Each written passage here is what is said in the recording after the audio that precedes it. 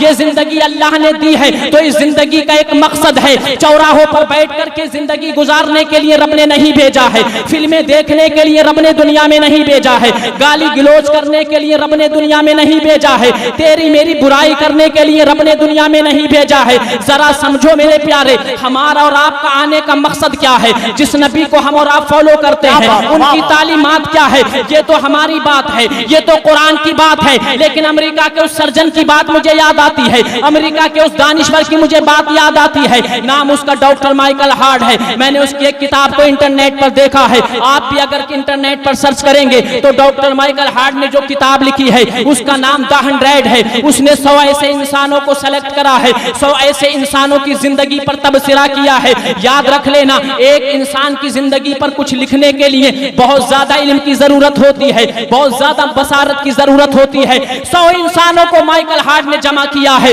और करने के बाद में उन लोगों की जिंदगी को लिखता है। तो यार होता तो यह है कि अगर मेरे घर का कोई फर्द होगा और तारीख लिखने वाला अगर मैं होना तो सबसे पहले मैं अपने घर वालों की तारीफ करूंगा, अपने खानदान के किसी फर्द की तारीफ करूंगा। लेकिन डॉक्टर माइकल हार्ड ने जो इंसाफ किया है, हमने जब उस किताब को पढ़ा है तो उस किताब के अंदर ना तो आइंस्टाइन का नाम मिलता है, ना तो आइंस्टाइन का नाम मिलता है, ना किसी और अंग्रेज का नाम मिलता है, बल्कि तारीख के उस सफे पर हमें सबसे पहले जो नाम मिलता है वो किसी और का नाम नहीं मिलता है, बल्कि तेरे और मेरे नबी का नाम मिलता है। सबसे पहले अगर उसने किसी का जिक्र किया है तो वह मेरे पैगंबर का जिक्र किया है। फर्स्ट पेज है किताब का और फर्स्ट नंबर पर अगर किसी को उसने रखा है तो वो जनाब मोहम्मद रसूलुल्लाह को लिखा है। अब मैं सोचने पर मजबूर हो गया कि आखिर इसने हुजूर को सबसे पहले क्यों रखा है। तो जब मैंने डॉक्टर माइकल हार्ड का वो इंग्लिश में उसको ट्रांसलेट किया और जब मैंने उसकी किताब को पढ़ा तो पता चलता है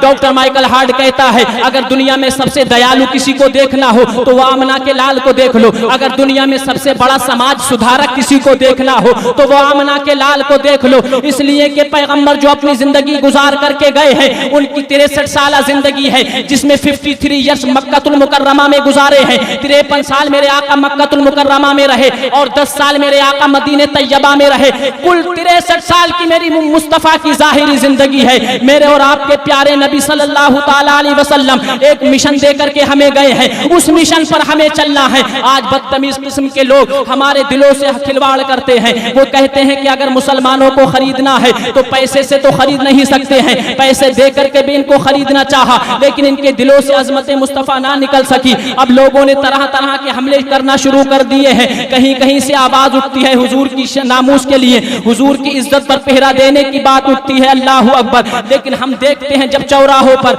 लोग अपने अदाकारों के तज़किरे करते हैं, लोग फिल्मी स्टारों को याद करते हैं, हम गुजरते हैं तो हमारा दिल दुखता है कि इसलिए तुम दुनिया में आए थे, इसलिए तुम चौराहे पर बैठे थे कि तुम इस चौराहे पर बैठ करके दुनिया के अदाकारों का तज़किरा करो। तुम्हारी जिंदगी तो इसलिए दी गई थी, अगर अल्लाह ने तुम्हें जान दी है तो इस जान का हक अदा करो और इस शान के साथ हक अदा करो। जैसे बरेली के मर्दे कलंदर ने बताया है, दिल है वो दिल जो तेरी याद से मामूर रहा, सर है वो सर जो रे तेरे कदमों पे कुर्बान गया। दुनिया में जब तक जियो मुस्तफा के वफादार बन करके रहो, इसलिए कि बाप से मोहब्बत हर बेटा करता है, बेटे से मोहब्बत हर बाप करता है, नाना से नवासा मोहब्बत करता है, दादा से पोता मोहब्बत करता है।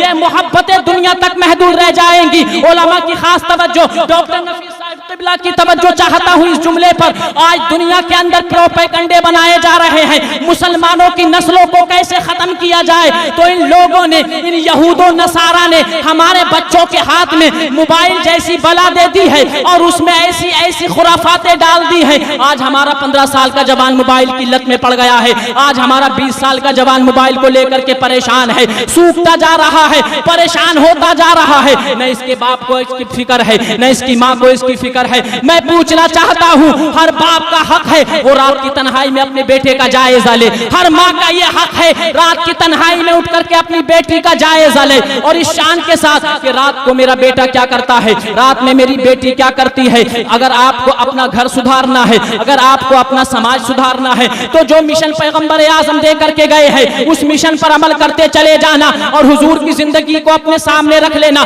जंगल का रास्ता है, मेरे आका अम्मी सादिया हलीमा सादिया सादिया के साथ तशरीफ ले जा रहे हैं। अभी 8 साल की उम्र है मेरे मुस्तफ़ा की। 8 साल का बच्चा कितना होता है, कभी अपने बच्चों को सामने रख करके देखना 8 साल का बच्चा कितना होता है। जनाब हजरत हलीमा सादिया की गोद में मुस्तफ़ा है। बस ये बात सुन ले और अपनी बात को मैं खत्म करके अपनी जगह ले रहा हूँ। तवज्जो फरमाए, मेरे आका की शान के साथ दुनिया में तशरीफ लाए हैं और हम आप यहाँ पर जो जलसे में आए हैं, हमारा मकसद क्या है? मैं ये नहीं कहता कि पूरा मजमा गुफ्तगू पर अमल कर ले। पूरे मजमे के अंदर अगर एक इंसान ने भी ताहिर रजा रामपुरी की नात सुन करके इश्क़ रसूल अपने दिल में बसा लिया, जनाब अहमद फत्तल साहब की नात को सुन करके अपने दिल में इश्क़ रसूल बना दिया, जनाब सैयद साहब कबिला की बात को सुन करके अपने दिल में इश्क़ रसूल जमा लिया, तो याद रख लेना पूरे मजमे की जरूरत नहीं है। पूरे मजमे में से एक शख्स हुजूर का दीवाना बन जाए, नमाजों का पाबंद बन जाए, माँ बाप की खिदमत करने वाला बन जाए, जलसा आपका डॉक्टर साहब कामयाब,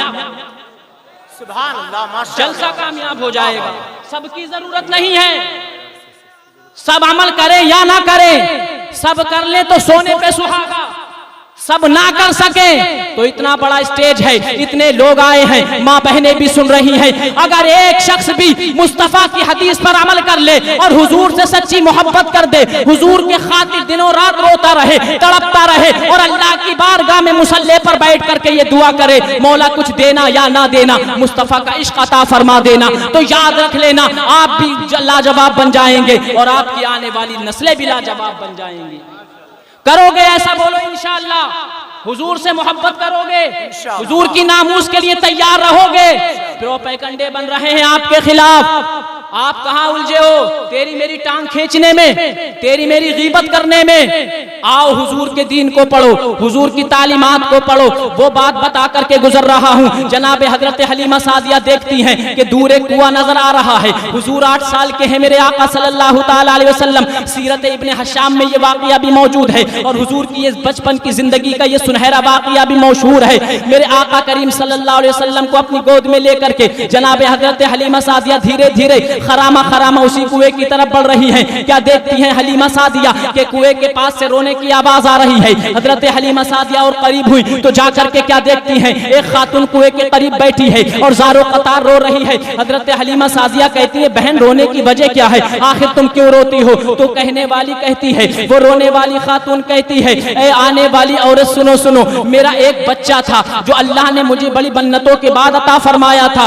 वो मेरा बच्चा था। मैं इस कुएं के करीब बैठी थी, मेरी गोद से उछला है और इस कुएं में जाकर के गिर गया है। मैं इसलिए परेशान हूँ कि मेरी उम्मीद का एक चिराग था वो भी डूब गया है। हजरत हलीमा सादिया कहती हैं, बात को मुख्तसर कर रहा हूँ, जनाब हजरत हलीमा सादिया कहती हैं, बहन रोने की जरूरत नहीं है, मेरे साथ ये जो बच्चा देख रही हो ये कोई आम बच्चा नहीं है, ये वो बच्चा है जिसकी शान अल्लाह ने खुद बयान फरमाई है। ये बड़ी शान वाला बच्चा है और अगर आसान लफ्जों में समझ लो तो यूं समझ लेना कि वो सरवरे किश्वरे, वो सरवरे किश्वरे रिसालत जो अर्श पर जलवागर हुए थे, हजरत हलीमा सादिया ये बता रही थी, ये बच्चा कोई आम बच्चा नहीं है बल्कि ये नबियों का सुल्तान बन करके आया है। हजरत हलीमा सादिया कहती है, परेशान मत हो बहन। आका करीम सल्लल्लाहु ताला अलैहि वसल्लम से हजरत हलीमा सादिया फरमाती हैं, ऐ पैगंबर सुनो सुनो, ऐ अल्लाह के सच्चे रसूल सुनो सुनो, मैं जानती हूँ तुम अल्लाह के सच्चे रसूल हो और तुम बड़ी शान वाले हो। इस खातून का बच्चा गिरा है, इस खातून को बच्चा अता फरमा दे।